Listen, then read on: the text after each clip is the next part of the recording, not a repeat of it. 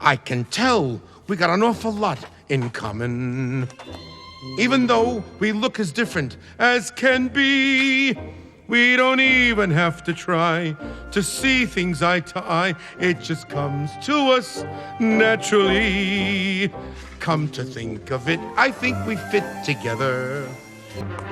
We're a duo, a pair of lonely ones who were meant to be a two. Oh, a duo, it's true. Oh, wherever we go, we're going, me and you. Oh, no matter what, now we've got one another. We'll be there to pick each other off the floor. Anytime you're feeling glum, count on me to be a chum. We're friends, and that's what friends are for.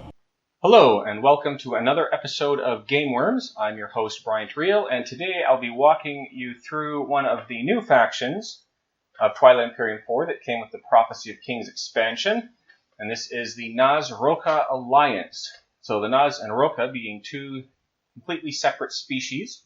We'll start with the Naaz. So the Naaz come from a planet called Nazir, and they're just little fellas. So if you look in the picture here, he's the one sitting on the back of the other one. And they have a great affinity for technology, like figuring out how things work and building them and stuff like that. But unfortunately, I think they could have been, maybe as mighty as the Jolnar, the universities of Jolnar in that regard. But colonialism kind of disrupted their flow before they could really, get into a, highly technological civilization. So what happened was they were discovered originally by some Winnu who exploited their abilities, kind of took advantage of them. And I don't know exactly what they did, but apparently they treated them poorly enough that the Winnu were actually tried for basically crimes against humanity and were removed, from the planet. But they were just replaced, it created a power vacuum, just a bunch of soul exiles came in, or deserters, and again just started oppressing the poor little Naaz. And this just kept going on and on. People, just different factions would come in, take over, just exploit them for their abilities, and they weren't really able to defend themselves or really even, develop their own civilization. So at one point, while they were under the rule of some Letnev princes, they had enough. And so they decided, okay, we're going to throw off the shackles that people have had us under their thumbs for centuries. We're going to hire some help. So they found the Rokha. Now, the Rokha are these cat-like creatures, related distantly to the Hakan, but also a lot more downtrodden. So they're very nomadic. They travel from, system to system, and for whatever reason, nobody really will let them settle down. So they just kind of hire themselves out as mercenaries to survive. And just by chance, these are the ones that the Naaz found in order to help them. And they were successful in their rebellion, and it went really, really well. So the Naaz, realizing that the Rokha really had no home, invited them to come live on Nazir with them, which they agreed to. And so it turns out that the Naaz and the Rokha really worked well together. Each one complementing the other, so they became more than the total, greater than the sum of their parts, right? To use a cliche. And to the point where their entire society and civilizations merged together. So every facet of their culture is a joint effort between the Naaz and the Rokha.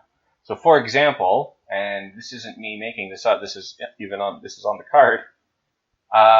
Even in a marriage, so if you're a Naaz and you're getting married to another Naaz, so if you're a Naaz getting married to another Naaz, then your Rokha is basically marrying that Rokha. So they're always in pairs, and they get married as in pairs. So there's 4 adults per marriage, and then all the kids they have will be all of their kids, right? And their government is actually a tetrarchy, which is 2 pairs, a Naaz and a Rokha, and another Naaz and a Rokha. So it's always 2 of each in there to ruling over them. So they really everything is about working together in pairs, essentially, in their cultures now.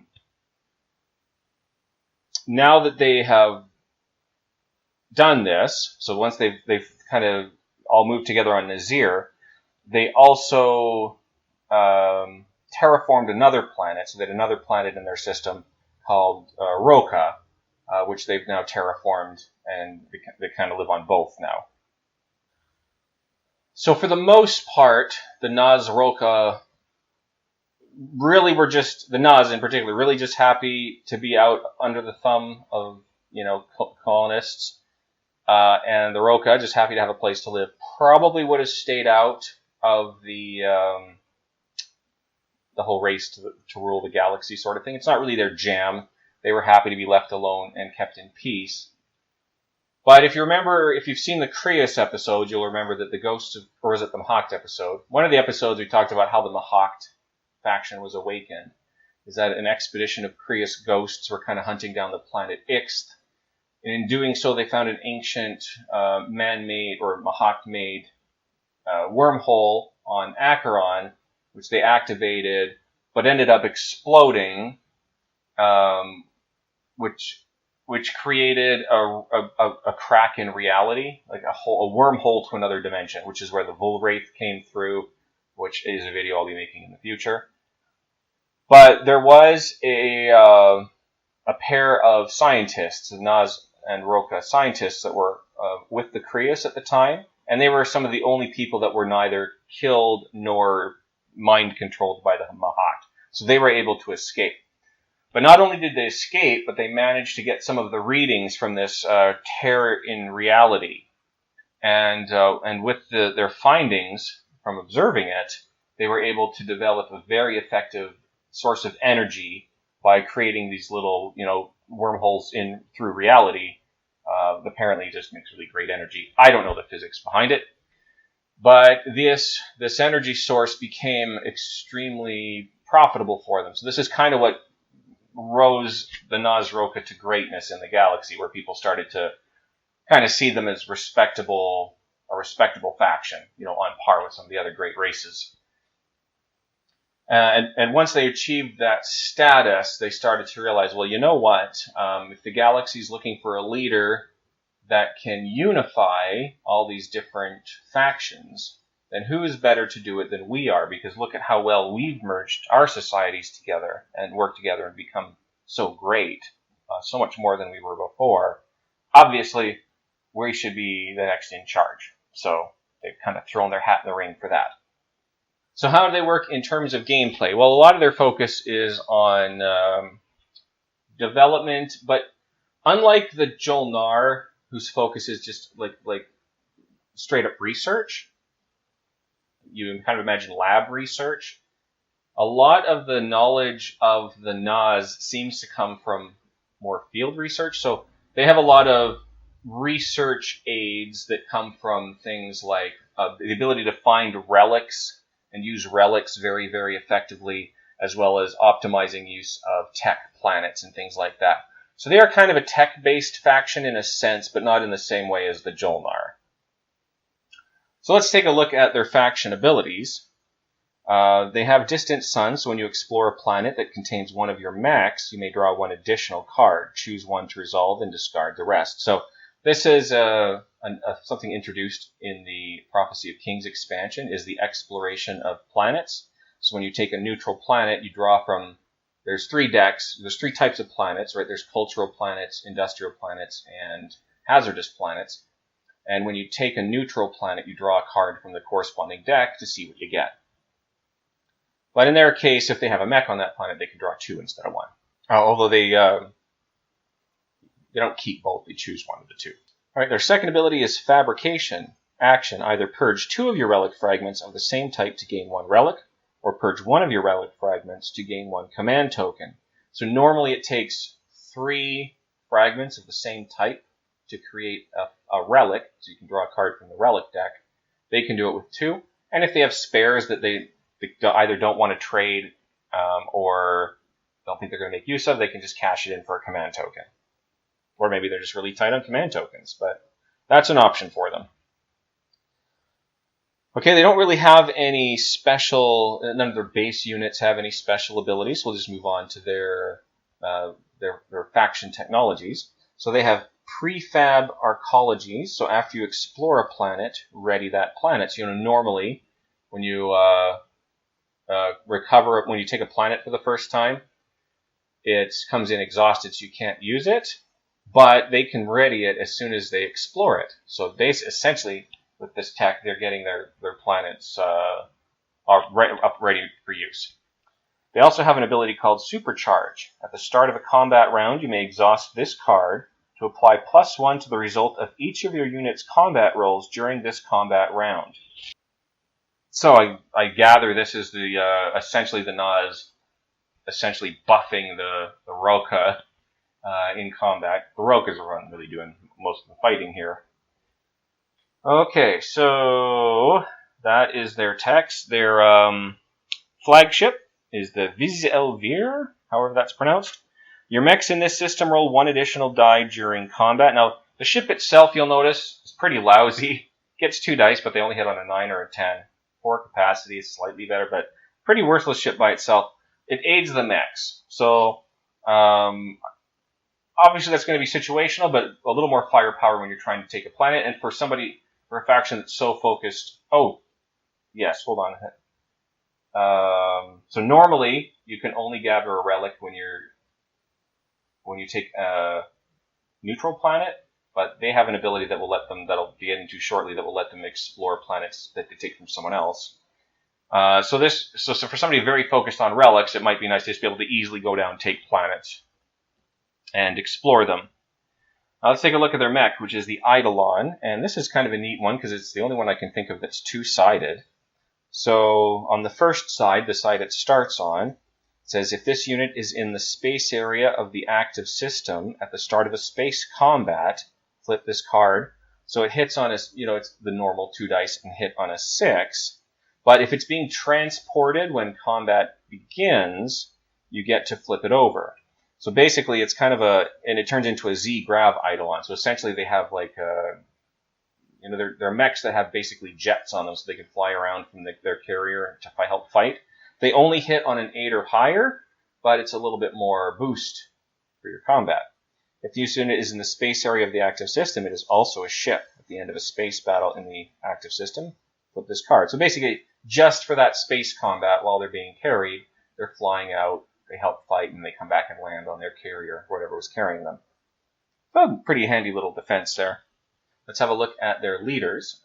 Their agents are Garv and Gun. Again, they all work in pairs. So at the end of a player's turn, you may exhaust this card to allow that player to explore one of their planets. And that's why I was saying earlier, normally you can only explore neutral planets, but once per round, they can use their plucky archaeologists to explore a planet that they already have, right? And then their commander, which have mechs in 3 systems. After you gain Dart and Tie, after you gain control of a planet that was controlled by another player, you may explore that planet. So once they unlock the commander, every time they take a planet, regardless if it was neutral or not, they can explore it. And then Perfect Synthesis. This is their Hesh and Prit, is the names of these guys, architect savants. Their ability is called Perfect Synthesis. Action, gain 1 relic and perform the secondary ability of up to 2 readied or unchosen strategy cards. During this action, spend command tokens from your reinforcements instead of your strategy pool, then purge this card. I think this is up there with my favorite of the hero actions, because a free relic, I mean, they're already getting relics all over the place, but they just get a free one. It could be good or bad, depending, there's different quality of relics.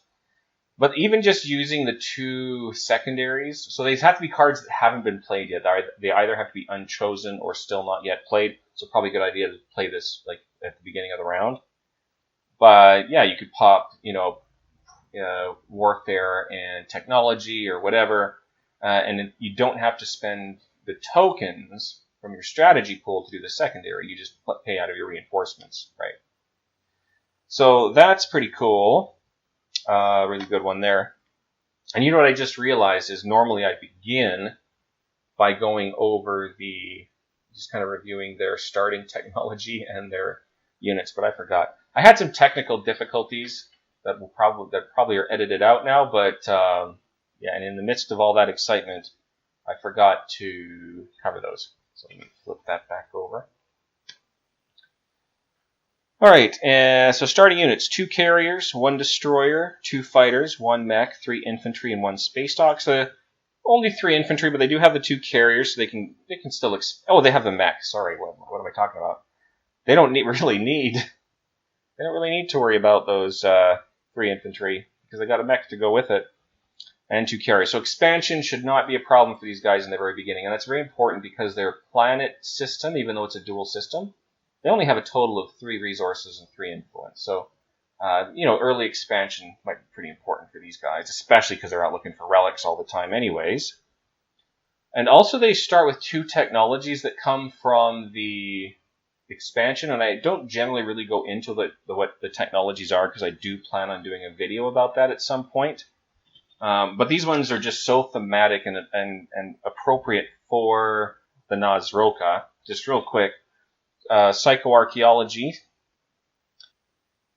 So psychoarchaeology is a green tech that they start with, and what this does, it allows them to make very effective use of tech planets. So normally, if you want to use the technology bonus of a planet, you have to exhaust the planet, but they can use it without exhausting it. But in addition, if they have one that they think they're not going to use for anything, they can actually just exhaust it for a trade good. So if they're short on cash. But I think the main ability there is the ability to use the skip without exhausting the planet. It's a pretty big deal. And the other one is the AI development algorithm. When you research a unit upgrade technology, you may exhaust this card to ignore any one prerequisite. When 1 or more of your units use production, you may exhaust this card to reduce the combined cost of the produced units by the number of unit upgrade technologies that you own. So they get the more and more, so they get upgrades very easily, and the more upgrades they get, the cheaper they get. So they shouldn't have too hard a time maxing out. I don't know if maxing out is really a realistic goal, but getting a lot of the, like the Cruiser 2, the Carrier 2s, and all those sorts of things shouldn't be a huge problem for them. So that's basically all I have for... Oh, no it isn't. Because they have a really cool promissory note. This is Black Market Forgery. Action: purge 2 of your relic fragments of the same type to gain 1 relic. Then return this card to the Naaz-Rokha player. So you're giving this to someone to allow them to spend 2 relics instead of 3, or 2 relic fragments instead of 3, in order to get a relic, which I could see being pretty useful. There's going to be a lot of times where people are having struggling to get that 3rd shard they need. Probably at that point, people don't want to trade with them for shards anymore because they don't want them to get a relic. So this could be a potentially very saleable promissory note. So that's all I have to say about that. I do have an anthem for them. So if you just all want to rise and place your hands on your heart for the Naaz-Rokha Alliance anthem. If you're ever in a jam, here I am. If you ever need a pal, I'm your gal. If you ever feel so happy that you land in jail, I'm your bail. It's friendship, friendship, just a perfect friendship. When other friendships have been forgot, ours will still be hot. La-da-la-da-la-da, ding-ding, la-da-la-da-la-da, chop-chop-chop. If you're ever in a mess, SOS. If you ever make a flop, call for pop. If you ever take a boat and get lost at sea, write to me. It's friendship, friendship, just a perfect friendship. Rather friendships have been forget, ours will still be in.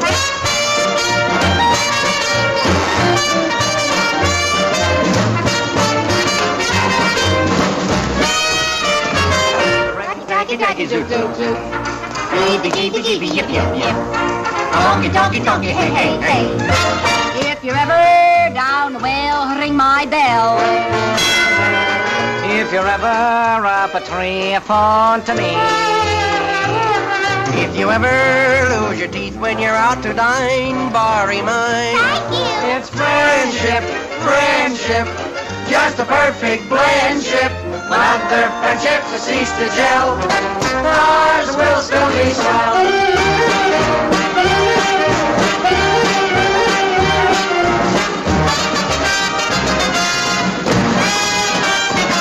Razzle, dazzle, bim, bim, bim. Shoot, bang, bang, bang. Weenie, weenie, cheep, cheep, cheep. You know, Jeannie, I never appreciated you till now. Can we still be friends? Absolutely not. If they ever black your eyes, put me in white.